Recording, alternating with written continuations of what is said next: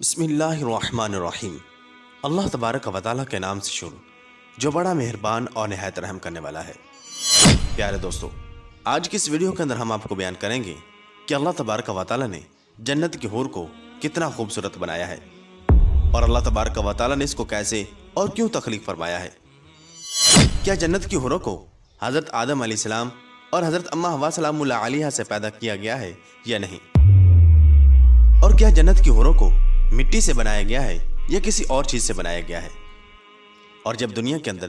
میاں بیوی آپس میں لڑتے ہیں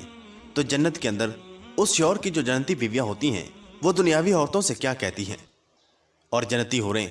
دنیا کے اندر اپنے جنتی شوہروں کے لیے کیا دعا کرتی ہیں؟ ناظرین محترم، ان تمام سوالات کے جوابات ہم آپ کو قرآن و حدیث کی روشنی میں دیں گے، لہٰذا ہماری آپ سے یہ گزارش ہے کہ ہماری اس ویڈیو کو اینڈ تک ضرور دیکھیے گا تاکہ آپ کو جنتی حور کے متعلق تمام معلومات مل سکے اور آپ اپنی زندگی کو اللہ تبارک و تعالیٰ کی خوشنودی اور اس کی اطاعت میں بسر کر سکیں۔ ناظرین محترم، آج کی اس ویڈیو بنانے کا ہمارا مقصد صرف یہی ہے کہ آج کل کا جو نوجوان طبقہ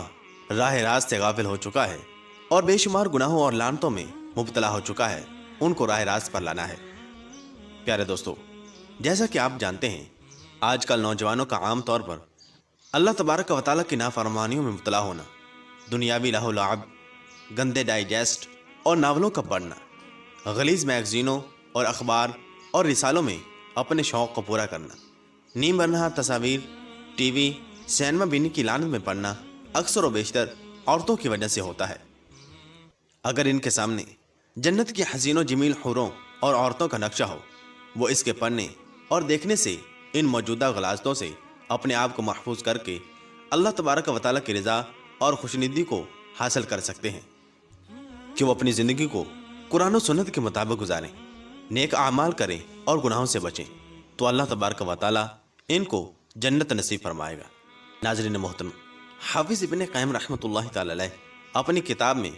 حوروں کے حسن جمال کو بیان کرتے ہوئے کہتے ہیں کہ جنت میں اللہ تبارک و تعالیٰ کے نیک بندوں کی جو بیویاں ہوں گی وہ خوبصورت اور ہم عمر ہوں گی، جوان ہوں گی،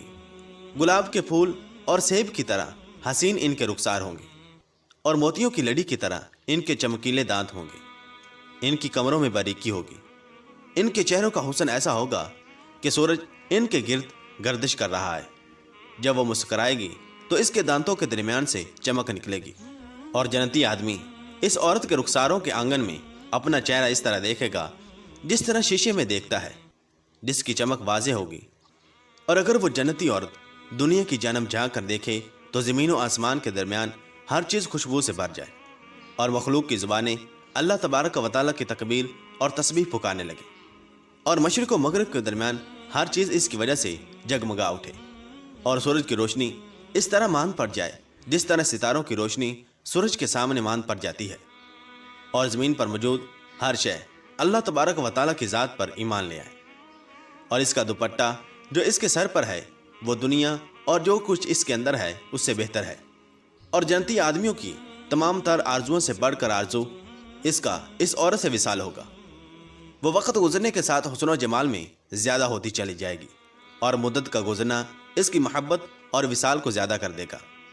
وہ حمل اور ولادت، حیض اور نفاس سے پاک ہوگی، ناک کے سین اور تھوک اور پیشاب اور پیخانہ اور ہر قسم کے میل کچیل سے پاک ہوگی، نہ اس کی جوانی ختم ہوگی، نہ اس کے کپڑے پرانے ہوں گے، اور نہ اس کے حسن و جمال میں کمی واقع ہوگی، اور نہ اس کے وصال کی خوشبو اکتاہٹ میں ڈالے گی۔ بے شک وہ اپنی نظر اپنے خامد تک محدود رکھے گی اور اس کے سوا کسی کی جانب نظر نہیں اٹھائے گی، اور وہ آدمی بھی اپنی نظر اس عورت تک محدود رکھے گا، کیونکہ وہ عورت اس کی آرزوؤں اور چاہت کی انتہا ہوگی۔ اگر وہ آدمی اس کی طرف دیکھے گا تو وہ اس کو خوش کر دے گی، اگر وہ اس کو کسی کام کا حکم دے گا تو اس کی اطاعت کرے گی، اگر وہ اس سے غائب ہوگا تو وہ اس کی عزت و آبرو کی حفاظت کرے گی، اور سب سے بڑھ کر یہ کہ اس سے پہلے اس عورت کو نہ کسی انسان نے ہاتھ لگایا ہوگا اور نہ کسی جن نے۔ ناظرین محترم، سورہ بقرہ میں اللہ تبارک و تعالیٰ یوں ارشاد فرماتا ہے، اور اے محمد صلی اللہ تعالی علیہ وسلم، آپ خوشخبری دیں ان لوگوں کو جو ایمان لائے اور انہوں نے اچھے کام کیے کہ بے شک ان کے لیے ایسے باغات ہیں جن کے نیچے سے نہریں چلتی ہیں، जब कभी इन्हें इसके फल खाने को दिए जाएंगे तो वो कहेंगे, ये तो वही हैं जो हमें इससे पहले दिए गए थे। और वो पहले फल से मिलते जुलते दूसरे फल दिए जाएंगे और इनके लिए इस जन्नत में पाकीज़ा बीवियाँ होंगी और वो इसमें हमेशा रहेंगी। प्यारे दोस्तों, हूरों की तख्लीक के हवाले से हज़रत अनस रज़ियल्लाहु ताला अन्हु कहते हैं कि नबी करीम सल्लल्लाहु ताला अलैहि वसल्लम ने इरशाद फरमाया, हूर ऐन को ज़ौफ़रान से पैदा किया गया है, बहवाला बहकी शरीफ। और हज़रत अबू उमामा रज़ियल्लाहु ताला अन्हु बयान करते हैं कि हज़ूर अक़दस सल्लल्लाहु ताला अलैहि वसल्लम ने इरशाद फरमाया कि हूर ऐन को ज़ौफ़रान से पैदा किया गया है,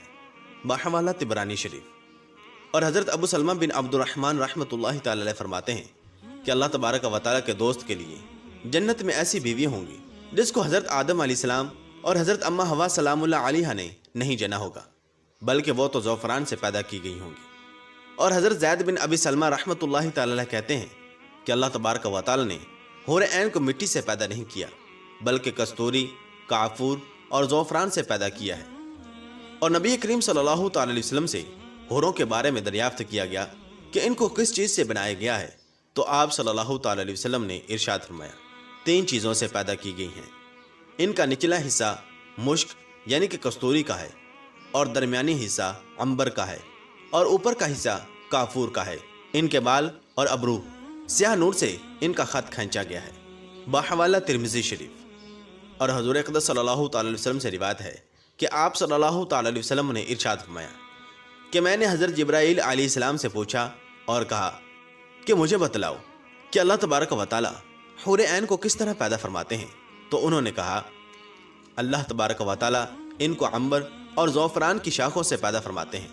फिर इनके ऊपर खैमे नस्ब कर दिए जाते हैं। सबसे पहले अल्लाह तबारक व तआला इनके पस्तानों को खुशबूदार गोरे रंग की कस्तूरी से पैदा फरमाता है, इस पर बाकी बदन की तामीर करता है।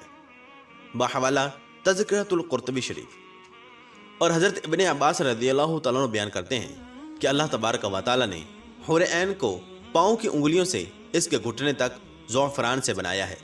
और इसके सीने से गर्दन तक शोले की तरह चमकने वाले अंबर से बनाया है, और इसकी गर्दन से सर तक सफ़ेद काफूर से तख्लीक किया है, और इसके ऊपर गुले लाला जैसी 70 पोशाकें होंगी। जब वो सामने आती है तो इसका चेहरा ज़बरदस्त नूर से ऐसे चमक उठता है जैसे दुनिया वालों के लिए सूरज चमकता है। और जब वो सामने आती है तो इसके पेट का अंदरूनी हिस्सा लिबास और जिल्द की बारीकी की वजह से दिखाई देता है। इसके सर में खुशबूदार कस्तूरी के बालों की चोटियां हैं। हर एक चोटी को उठाने के लिए एक खिदमतगार होगी जो इसके किनारे को उठाने वाली होगी। यह हूर कहती होगी, ये इनाम है दोस्तों का और बदला है उन अमाल का जो बजा लाते थे। और हज़रत इब्ने अबी अल-हवारी रहमतुल्लाहि तआला अलैह कहते हैं कि हूर ऐन को महज कुदरत खुदाबंदी से पैदा किया गया है। जब इनकी तख्लीक पूरी हो जाती है तो फरिश्ते इन पर खैमे नस्ब कर देते हैं। और हज़रत खालिद बिन वलीद रज़ियल्लाहु ताला अन्हु कहते हैं कि हज़ूर अक़दस सल्लल्लाहु ताला अलैहि वसल्लम को ये इरशाद फरमाते हुए सुना कि अहले जन्नत में से एक शख्स जन्नत के सेबों में से एक सेब को पकड़ेगा तो वो सेब इसके हाथ में फटेगा, इससे एक खूबसूरत हूर निकलेगी। अगर वो सूरज की तरफ झांक ले तो सूरज की रोशनी इसके सामने शर्मिंदा हो जाए, जबकि सेब से हूर निकलने की वजह से सेब में तो कोई कमी बाकी नहीं होगी। एक शख्स ने पूछा कि अजीब बात है, इस सेब से हूर निकलेगी और इसमें कमी भी वाक़ई नहीं होगी। हज़रत खालिद बिन वलीद रज़ियल्लाहु ताला अन्हु ने फरमाया, हाँ ऐसा ही होगा। इसकी मिसाल ये है कि चिराग से चिराग रोशन किया जाए, इसमें कमी नहीं होती। अल्लाह तबारक व तआला जो चाहता है इसके करने पर कादिर है। बहवाला तफसीर क़ुर्तुबी जिल्द नंबर 17 सफ़ा नंबर 133। और हज़रत इक्रमा रज़ियल्लाहु ताला अन्हु रिवायत करते हैं कि नबी करीम सल्लल्लाहु ताला अलैहि वसल्लम ने इरशाद फरमाया कि हूर ऐन तादाद में तुमसे बहुत ज़्यादा हैं। वो अपने खामदों के लिए दुआ करती हैं कि ए अल्लाह मेरे इस खामद के दीन के मामले में मदद फरमा और इसके दिल को इताअत की तरफ मुतवज्जे फरमा, और या अरहमर राहिमीन अपने क़ुर्ब के साथ इसको हम तक पहुँचा दे। और हज़रत मुआज़ बिन जबल रज़ियल्लाहु ताला अन्हु रिवायत करते हैं कि नबी करीम सल्लल्लाहु ताला अलैहि वसल्लम ने इरशाद फरमाया कि कोई औरत दुनिया में जब भी अपने खामद को इज़ा और तकलीफ़ पहुँचाती है तो इसकी बीवी हूर ऐन जन्नत में कहती है, अल्लाह तबारक व तआला तुझे कत्ल करे, इसको इज़ा मत दो, ये तुम्हारे पास कुछ वक़्त का मेहमान है, वो वक़्त करीब है कि ये तुम्हें छोड़कर हमारे पास आ जाएगा। और हज़रत इब्ने ज़ैद रहमतुल्लाहि तआला अलैह फरमाते हैं کہ جنت کی حور کو جب کہ وہ جنت میں موجود ہے کہا جاتا ہے کیا تو پسند کرتی ہے کہ اپنے دنیا کے خامد کو دیکھے؟ تو وہ کہتی ہے ہاں، کیوں نہیں۔ چنانچہ اس کے لیے پردے ہٹا دیے جاتے ہیں اور اس کے خامد کے درمیان دروازے کھول دیے جاتے ہیں، حتیٰ کہ وہ اس کو دیکھتی اور پہچان رکھتی ہے اور ٹکٹکی لگا کر دیکھتی رہتی ہے، اور یہ کہ وہ اپنے خامد کو دیر سے آنے والا سمجھتی ہے۔ یہ عورت اپنے خامد کی اتنی مشتاق ہے کہ جتنا دنیا کی عورت اپنے گھر سے کہیں دور دراز گئے ہوئے اپنے خامد کی واپسی کی مشتاق ہوتی ہے۔ اور حضرت ابو امامہ رضی اللہ تعالیٰ عنہ سے روایت ہے کہ نبی کریم صلی اللہ تعالیٰ علیہ وسلم نے ارشاد فرمایا، جب یہ مسلمان نماز کے لیے کھڑا ہوتا ہے تو اس کے لیے جنت کو کھول دیا جاتا ہے اور اس کے رب کے درمیان پردے ہٹا دیے جاتے ہیں، اور حور اس کی طرف اپنا رخ کر لیتی ہے جب تک کہ وہ نہ تھوکے اور نہ ناک سن کے۔ بحوالہ طبرانی شریف۔ اور حضرت ابو ہریرہ رضی اللہ تعالیٰ سے مروی ہے کہ نبی کریم صلی اللہ تعالیٰ علیہ وسلم نے ارشاد فرمایا کہ جنت میں سب سے پہلے جو حضرات داخل ہوں گے وہ 14ویں کی رات کے چاند کی طرح روشن چہرے اور جسموں والے ہوں گے، اور اس کے بعد جو داخل ہوں گے وہ آسمان کے زیادہ چمکدار ستاروں کی طرح روشن ہوں گے۔ ان میں سے ہر شخص کے لیے 2 بیویاں ہوں گی جن کی پنڈلیوں کا گودا گوشت کے اندر سے جھلکتا ہوا نظر آئے گا، اور جنت میں کوئی انسان بغیر اہل خانہ کے نہیں ہوگا۔ بحوالہ بخاری شریف۔ اور حضرت ابو سعید خدری رضی اللہ تعالیٰ سے روایت ہے کہ نبی کریم صلی اللہ تعالیٰ علیہ وسلم نے ارشاد فرمایا کہ ادنیٰ درجے کے جنتی کے 80,000 خدام ہوں گے اور 72 بیویاں ہوں گی۔ ہر ایک جنتی کے لیے لؤلؤ، یاقوت اور زبرجد کا ایک قبہ نصب کیا جائے گا جس کی لمبائی جابیہ سے صنعاء تک ہوگی۔ پیارے دوستو، جنت اور اس کی نعمتیں ہمیشہ رہنے والی ہیں اور آخرت کی زندگی نہ ختم ہونے والی ہے۔ اب یہ فیصلہ آپ نے کرنا ہے کہ دنیا کے اندر زنا کاری کر کے،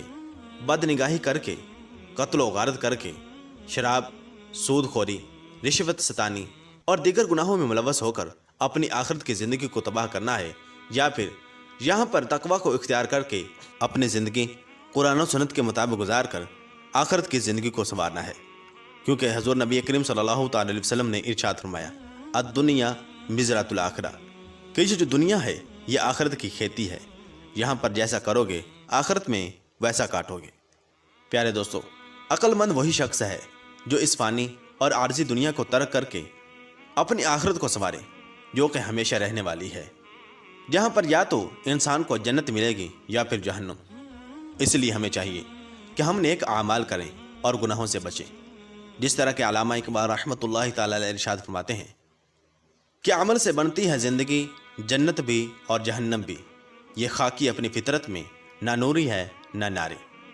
اللہ تبارک و تعالی ہم سب کو آخرت کی تیاری کرنے اور نیک اعمال کرنے کی توفیق عطا فرمائے، آمین بجاہ نبی الامین صلی اللہ تعالی علیہ وسلم۔